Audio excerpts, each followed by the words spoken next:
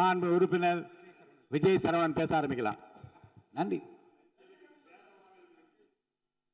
வாழ்வும் எங்கள் வளமும் மங்காத தமிழ் என்று சங்கேணி முழங்கு. மாண்புமிகு பேரவைத் தலைவர் அவர்களே, மாண்புமிகு அமைச்சர் பெருமக்களே, மரியாதைக்குரிய பேரவை உறுப்பினர்களே, அனைவருக்கும் வணக்கம். வரலாற்று சிறப்பு மிக்க இந்த மாபெரும் பேரவையில் ஆளுநர் உரைக்கு நன்றி தெரிவிக்கின்ற தீர்மானத்தின் மீது பேசுகின்ற வாய்ப்பை வழங்கி இருக்கக்கூடிய பேரவைத் தலைவர் அவர்களுக்கும், நாளெல்லாம் எங்கள் நெஞ்சில் இதய ஓட்டத்தை துடிப்போடு இயக்கிக் கொண்டிருக்கின்ற இளைஞர்களின் எழுச்சி நாயகர், தமிழகத்து தாய்மார்களின் போற்றுதலுக்குரிய புதல்வர், நாளைய தமிழகத்தை, நாளைய இந்தியாவையே வழிநடத்தக்கூடிய தகுதி பெற்ற ஆற்றல் மிகு முதல்வர் எங்களின் அன்பிற்கு உரிய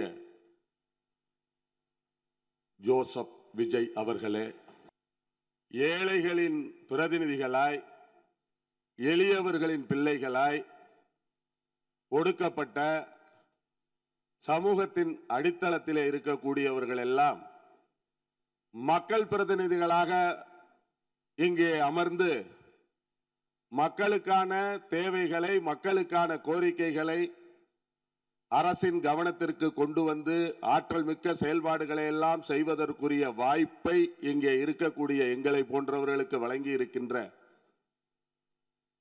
பொன்னான தலைவராக, புரட்சி தலைவரின் மறு உருவமாக விளங்குகின்ற முதல்வர் தளபதி அவர்களின் ஆட்சியிலே மாபெரும் திட்டங்களை எல்லாம் முன்னெடுக்க தேர்தல் பிரச்சாரத்தின் போதே தேர்தல் அறிக்கைகளை தந்து கடுமையான நிதி நிலைமை இருக்கின்ற பொழுதும் அவற்றையெல்லாம் சரி செய்யக்கூடிய வகையிலே நிர்வாக ரீதியிலான துறை ஆலோசனை கூட்டங்களை நடத்தி தான் எப்போதும் சொல்லுவதை போல செய்கின்ற தலைவராக இன்றைக்கு நம்முடைய முதல்வர் அவர்கள் இருக்கிறார்கள். இங்கே பேசியவர்களில் சிலர்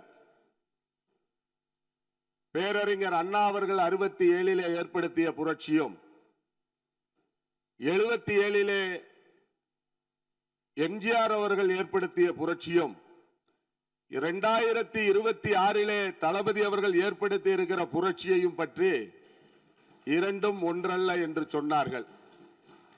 பேரறிஞர் அண்ணா அவர்கள் திராவிட முன்னேற்ற கழகத்தை எதற்காக தொடங்கினார்களோ, 40 ஆண்டு கால மக்கள் பணிக்கு பின்னால் ஆட்சிக்கு வந்தார்கள் என்பது எப்படி போற்றப்படுகிறதோ, அதை போல எம்ஜிஆர் அவர்கள் அனைத்திந்திய அண்ணா திமுகவை எதற்கு ஆரம்பித்தார்கள் என்பதற்கான காரணம், எந்த கொள்கைகளுக்காக ஆரம்பிக்கப்பட்ட ஒரு இயக்கம் அதிலிருந்து விலகிய போதுதான் எம்ஜிஆர் அவர்கள் அண்ணா திமுகவை ஆரம்பித்தார்கள்.